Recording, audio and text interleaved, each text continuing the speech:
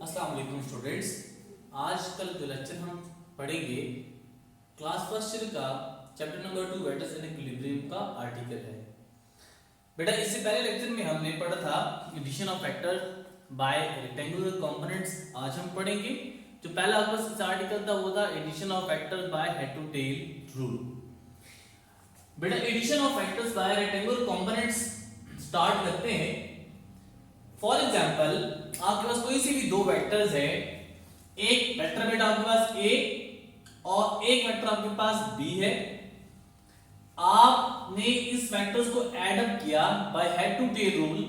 ए vector आपका ये है और वेक्टर बी को आपने एज इट इज उठा के यहां प्लेस कर दिया, जो कि मैंने ब्लू मार्कर से शो किया हुआ है। अब रिजल्टेंट ड्रॉ करना है तो आप क्या करेंगे कि पहले वेक्टर की टेल के साथ रिजल्टेंट वेक्टर की टेल कोइंसाइड कर देंगे और इसी रिजल्टेंट वेक्टर की जो आपका हेड है वो लास्ट वेक्टर के हेड के साथ आपने कोइंसाइड कर देना है। आप देखेंगे रिजोल्यूशन ऑफ द फोर्स का जो आर्टिकल आपने पढ़ा है उससे लिहाज से आप यहां पे टोटल 3 वेक्टर्स है आपके पास, तो उसके कंपोनेंट्स भी आपके 3 ही आएंगे। एक वेक्टर ए है, एक वेक्टर बी है और एक आपका रिजल्टेंट वेक्टर है। अब देखिए बेटा कि अगर आपने ए वेक्टर को रिजॉल्व करना है उसके कंपोनेंट्स में, तो आप क्या करेंगे, यहां इस पॉइंट जहां पे इस कोइंसाइड हो रहा है वेक्टर बी के साथ, मैं इसको नाम देता हूं पॉइंट एम है। इस पॉइंट से आप एक परपेंडिकुलर लाइन ड्रॉ करें अलोंग एक्स एक्सिस के ऊपर। तो जिस एक्सिस के ऊपर, जिस पॉइंट के ऊपर वो लाइन रीच कर रही है, मैं उस पॉइंट को बोलता हूं, पॉइंट क्या है, क्यू पॉइंट है। अब O से लेके Q पॉइंट तक आपका ये आपका एक कंपोनेंट आ गया है वेक्टर A का, जो कि अलोंग x एक्सिस है, ठीक है। और अगर आप देखें तो ये आपका जो कंपोनेंट है M या Q M पॉइंट, ये जो आपके वेक्टर्स आपका ये कंपोनेंट बन रहा है, ये कौन सा कंपोनेंट है, y कंपोनेंट है उस A वेक्टर का। इसी तरह B पॉइंट पे या B वेक्टर जिस पॉइंट के ऊपर रिजल्टेंट वेक्टर के साथ कोइंसाइड कर रहे हैं, उस पॉइंट को मैं बोलता हूं पॉइंट क्या है, P है। क्योंकि आपने उस वेक्टर B के कंपोनेंट्स बनाने हैं, तो आप क्या करें कि उस वेक्टर को P पॉइंट से आप एक परपेंडिकुलर लाइन ड्रॉ करें अलोंग x एक्सिस। तो जिस पॉइंट के ऊपर ये मीट करेगा उस पॉइंट को मैं नाम देता हूं, ये पॉइंट क्या है, R पॉइंट है। तो अगर आप देखिए बेटा कि ये कंपोनेंट आपके पास कौन सा आएगा, B का y कंपोनेंट आएगा। और अगर मैं M और S को बेसिकली देखूं और Q और R को देखूं, तो ये दोनों ही आपके कंपोनेंट्स किसके बन रहे हैं, B x के बन रहे हैं। यानी length of the QR is equal to length of the MS line. और आपका जो PS आपके पास है ये किसका बन रहा है, y कंपोनेंट बन रहा है किसका, b वेक्टर का। और अगर आप देखेंगे SR की लेंथ और MQ की लेंथ आपस में क्या है, बराबर है, तो वो आपके पास क्या है, AY कंपोनेंट है। तो अगर आपने बेटा ये सारे जितनी भी चीजें आपने मैंने बोली है, ये सारी चीजें आपकी एक्सप्लेनेशन में आएंगी, जो कि आपने बुक से रीड कर लेनी है। बुक वाले ने क्या लिखा होगा कि क्या होगा, let us consider two vectors A and B, add these two vectors by head to tail rule, draw a resultant vector, and for resolution of the vectors draw a perpendicular line from point B along x axis, which meets at point R, and draw a perpendicular line from point M which meets at x axis at the point of Q। ये सारी बातें आपने अपने wording में लिख लेनी है। अब हम क्या करते हैं कि जो x कंपोनेंट बन रहा है, आप उसका रिजल्टेंट वेक्टर का x कंपोनेंट फाइंड करते हैं, फिर आप इसी रिजल्टेंट वेक्टर का y कंपोनेंट फाइंड आउट करते हैं। x component of resultant vector, देखिए बेटा यहां O से लेके R तक आपको कौन सा है, R वेक्टर का वो कंपोनेंट है जो कि अलोंग x एक्सिस जा रहा है। तो मैं इसको लिख सकता हूं कि OQ प्लस QR को मैं अगर एड अप करूंगा तो ये मेरे पास क्या बनेगा, resultant vector along x axis. तो आ जाएगा OR is equals to OQ plus QR, तो मैंने ये लिख लिया। अब अगर देखिए बेटा ये जो क्यू आर का जो पोर्शन है ये एग्जैक्टली बराबर है किसके, एम एस के। तो मैं इसको रिप्लेस कर सकता हूं क्यू आर को एम एस से, तो ये बनेगा O R is equal to O Q plus M S बन जाएगा। अब ओ क्यू किसके बराबर है, ए एक्स के बराबर है, और एम एस किसके बराबर है, बी एक्स के। तो मेरे पास बनेगा R X will be equal to A X plus B X. तो ये आपका रिजल्टेंट का वो कंपोनेंट आ गया जो कि लॉग एक्स एक्सिस जा रहा है। इसी तरह अगर मैं y कंपोनेंट की बात करूं तो क्या बनेगा कि P R will be equals to S R plus S P या पी एस पॉइंट। यानी अगर आप इंटायर आर वाई को देखेंगे तो ये बनेगा P S plus S R. अब देखिए बेटा कि पी आर किसके बराबर है, आर वाई के, और अगर आप एस आर को देखें, ये पोर्शन देखें तो एग्जैक्टली बराबर है लाइन एम क्यू के। तो मैं इसको रिप्लेस कर सकता हूं एम क्यू से, तो मैं लिखूंगा P R is equal to M Q plus P S. अब हम इसमें वैल्यूज पुट कर देते हैं। जो पी आर है उसकी वैल्यू क्या है, आर वाई, और एम क्यू बेटा अगर आप देखिए ये किसका कंपोनेंट है, ए वेक्टर का वाई कंपोनेंट है, तो बेटा आप इसको लिखेंगे ए वाई प्लस पी एस। ये कंपोनेंट कौन सा है, वेक्टर बी का y कंपोनेंट है, उसकी जगह हम लिखेंगे बी वाई। अब हमने दोनों फाइंड आउट कर लिए, रिजल्टेंट वेक्टर का x कंपोनेंट भी और रिजल्टेंट वेक्टर का y कंपोनेंट भी। अब हम रिजल्टेंट वेक्टर का फाइंड आउट करते हैं कि अगर हम मैग्नीट्यूड फाइंड आउट करना चाहे तो देखिए बेटा मैं इसको फाइंड आउट करूंगा तो लिखूंगा r vector is equals to ये रिजल्टेंट वेक्टर का x component plus resultant vector का y कंपोनेंट। मैं इसको एक और तरह भी लिख सकता हूं, अगर आप इसके ऊपर वेक्टर नहीं डालते तो फिर आप इसको क्या करेंगे, आई कैप एंड जे कैप साथ लगा लें तो unit vector along respective direction को क्या कर देगा, एक्सिस के अलोंग डायरेक्शन को शो कर लेगा। So R vector is equals to R X I cap plus R Y J cap. R X की वैल्यू बेटा ये A X plus B X, तो बेटा आप यहां पुट करें A X plus B X into I plus R Y की value बेटा ये A Y plus B Y into J. अब रिजल्टेंट वेक्टर का अगर मैं मैग्नीट्यूड फाइंड आउट करना चाहूं तो क्या बनेगा, आर मैग्नीट्यूड का फॉर्मूला होता है आर एक्स का whole square plus R Y का स्क्वायर रूट। अब आपने आर एक्स की वैल्यू पुट कर देनी है और आर वाई की वैल्यू पुट कर देनी है, तो बनेगा R is equal to R X की वैल्यू क्या है, A X plus B X whole square plus अब आर वाई की वैल्यू क्या है, A Y plus B Y का होल स्क्वायर। तो ये फॉर्मूला आपको क्या दे रहा है, उस रिजल्टेंट वेक्टर का मैग्नीट्यूड दे रहा है in terms of X and Y components. अब अगर मैं यहां पे उसकी डायरेक्शन को फाइंड आउट करना चाहूंगा तो मैं वो हेल्प लूंगा किससे, एंगल जो ये बना रहा है किसी भी एक्सिस के साथ। तो बेटा इसका फॉर्मूला होता है tan theta is equals to ry divided by rx, यानी रिजल्टेंट वेक्टर का y कंपोनेंट को आप डिवाइड कर दे रिजल्टेंट कंपोनेंट के x का और रिजल्टेंट जो आ रहा है उससे, तो आपको क्या दे देगा, वो डायरेक्शन बता देगा। अगर मैं थीटा इज इक्वल्स टू लिखना चाहूं तो लिखूंगा tan inverse of ry divided by rx। ठीक है, तो अगर आपने करना है कि ry की वैल्यू पुट कर देनी है ay प्लस by और rx की वैल्यू पुट कर देनी है ax प्लस bx, तो बेटा ये फॉर्मूला आपको बताएगा उसकी डायरेक्शन के बारे में। ये तो हमने दो कंपोनेंट्स डिराइव किए थे, दो कंपोनेंट वेक्टर्स लेके उसके कंपोनेंट्स बनाए थे। लेकिन अगर दो वेक्टर से ज्यादा वेक्टर्स हो और वो कोप्लेनर वेक्टर्स हो तो उसके लिए क्या बनेगा। अब कोप्लेनर वेक्टर्स कौन से होते हैं, जो कि एक ही प्लेन में आपके पास एग्जिस्ट कर रहे होते हैं। तो for several coplanar vectors R magnitude will be equals to ax plus bx, और साथ में आपने कोई से c वेक्टर ले लिया है या d ले लिया है या आपने आगे फर्दर और वेक्टर्स भी ले लिए, तो मैं इसको लिखूंगा cx प्लस के साथ ऐड कर दूंगा अप टिल 2 जितने नंबर्स आप देंगे उसमें लगाएंगे plus ay plus by plus cy का होल स्क्वायर।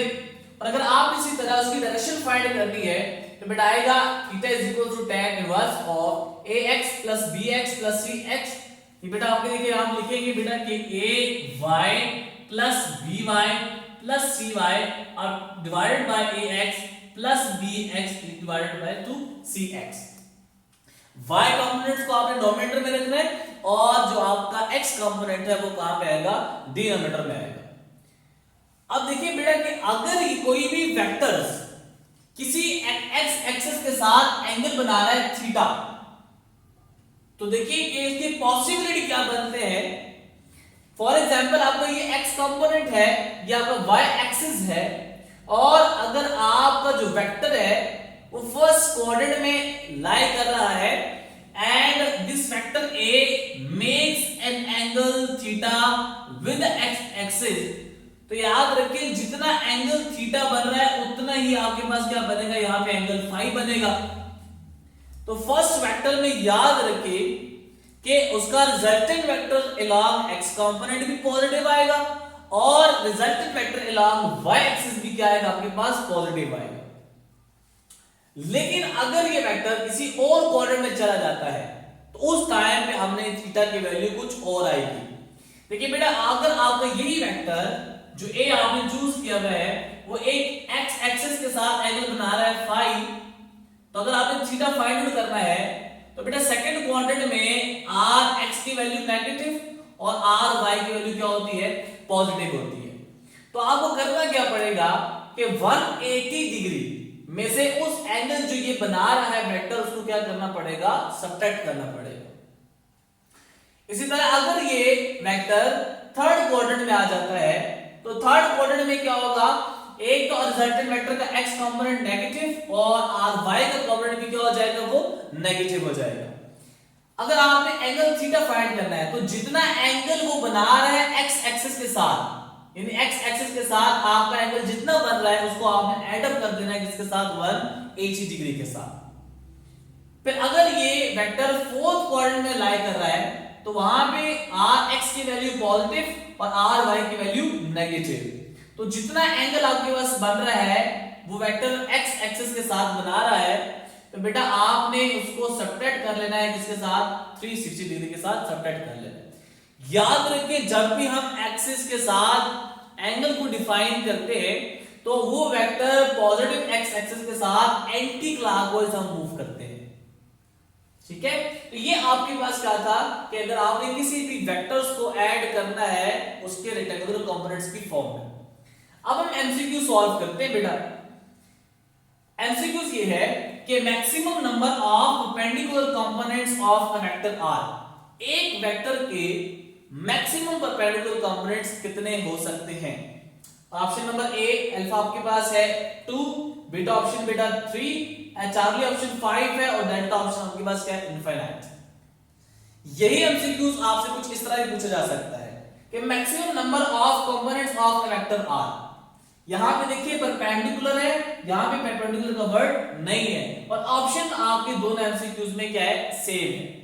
तो याद रखिए बेटा कि आप जब परपेंडिकुलर कंपोनेंट्स की बात करेंगे तो परपेंडिकुलर कंपोनेंट्स किसी भी वेक्टर्स के मैक्सिमम कितने हो सकते हैं, 3 हो सकते हैं। अब बेटा देखिए यही एमसीक्यूज कुछ इस तरह भी आ सकता है कि maximum number of perpendicular components of a space vector, या फिर आपको दे सकता है कि perpendicular components of a plane vector.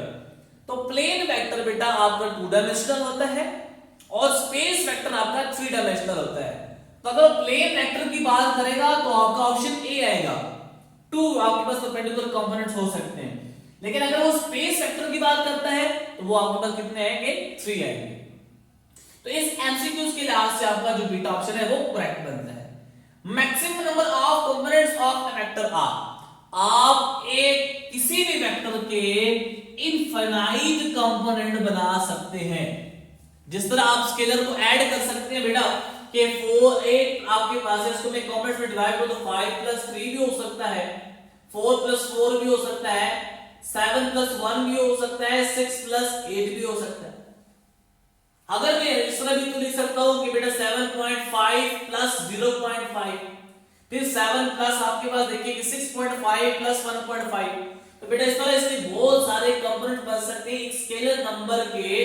तो बेटा इसी तरह वेक्टर्स के बहुत सारे कंपोनेंट बन सकते हैं। नेक्स्ट एमसीक्यू कुछ इस तरह है कि minimum number of unequal vectors whose vector sum is 0, कि आपको अनइक्वल वेक्टर्स मिनिमम कितने चाहिए होते हैं कि उनका अगर आप सम ले लेंगे तो वो क्या हो जाएगा, वो 0 हो जाएगा। तो बेटा याद रखिए पहली बात आपकी बेटा ये है कि अगर वेक्टर्स की क्लोज शेप की बात कर रही हुई कि minimum number of vectors which are needed for resultant to be 0 in a close shape, तो बेटा क्लोज शेप बनाने के लिए आपको मिनिमम कितने वेक्टर्स चाहिए होते हैं, 3 वेक्टर्स चाहिए होते हैं, जो कि ट्रायंगुलर शेप अगर आप बना रहे हैं उस टाइम में वो क्या बनाएंगे, वो 0 रिजल्टेंट बनाएंगे। फिर यही क्वेश्चन आपसे कुछ इस तरह पूछा जा सकता है कि बेटा अगर आप कोई सी भी वेक्टर ले ले, ज्यादा वेक्टर्स ले ले, अगर आप उनको एडअप कर रहे हैं तो वो अगर क्लोज शेप बना रहा है तो उस टाइम भी उसका रिजल्टेंट वेक्टर की वैल्यू क्या आएगी, 0। For any close shape resultant vectors will be 0। तो यहां से 2 क्वेश्चन आपके क्लियर हो गए हैं। अब जो एमसीक्यूज ये वाला है वो कुछ इस तरह है कि आपको मिनिमम नंबर अनइक्वल चाहिए। तो बेटा अगर आप देखिए कि मैं कोई भी वेक्टर, एक ए वेक्टर चूज करता हूं, 4 आपके पास है, और मैं एक वेक्टर बी भी चूज करता हूं, बेटा वो भी 4 है। तो अगर मैं इनकी डायरेक्शन चेंज करूं आपस में तो ये अनइक्वल वेक्टर्स हो गए। तो मिनिमम नंबर अगर आप देखिए इसका रिजल्टेंट फाइंड करें तो क्या आएगा, r vector is equal to 4 minus 4 which is equal to 0। तो मिनिमम नंबर ऑफ वेक्टर्स कितने चाहिए आपको, 2 वेक्टर्स चाहिए। तो अगर आपने उसका रिजल्टेंट सम कितना बन रहा है, 0 के बराबर बन रहा है। नेक्स्ट एमसीक्यूज इस तरह है कि if a plus b is equals to 0 then which of the following is correct option। अगर a plus b 0 के बराबर आ रही है तो आप बताएं कि इनमें से ठीक ऑप्शन कौन सी है। पहली ऑप्शन है a vector is equal to b vector, beta option है a unit vector is equal to minus b unit vector, Charlie option है a is equal to minus b, और डी ऑप्शन है both a and b। बेटा solve करते हैं इसको जरा। बेटा देखिए कोई भी वेक्टर अगर आपने लिखना है तो बेटा ए वेक्टर अगर मैं लिख सकता हूं कि ए वेक्टर का मैग्नीट्यूड और ए वेक्टर का यूनिट वेक्टर, इसी तरह मैं बी वेक्टर अगर आप देखूं तो मैं लिख सकता हूं इसको कि बी वेक्टर का मैग्नीट्यूड और उस बी वेक्टर का यूनिट वेक्टर। तो बेटा अगर मैं इस बी वेक्टर को उस तरफ लेके जाऊं राइट साइड पे तो जाहिर बात है मैं इसके साथ क्या लगाऊंगा, एक माइनस साइन लगाऊंगा। तो बेटा याद रखें कि ए वेक्टर का मैग्नीट्यूड या फिर बी वेक्टर का मैग्नीट्यूड कभी भी नेगेटिव तो हो नहीं सकता, मैग्नीट्यूड कभी 0 नहीं हो सकता, उसका नेगेटिव नहीं हो सकता।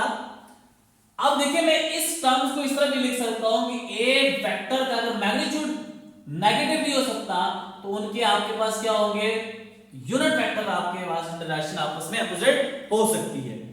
तो अगर आप देखेंगे पहली ऑप्शन भी ठीक बन रही है और बीटा ऑप्शन भी आपके पास क्या बन रही है, ठीक बन रही है। तो मतलब है यहां पे जो ऑप्शन आपके पास करेक्ट आएगी वो कौन सी आएगी, डेल्टा ऑप्शन आपकी ठीक आएगी।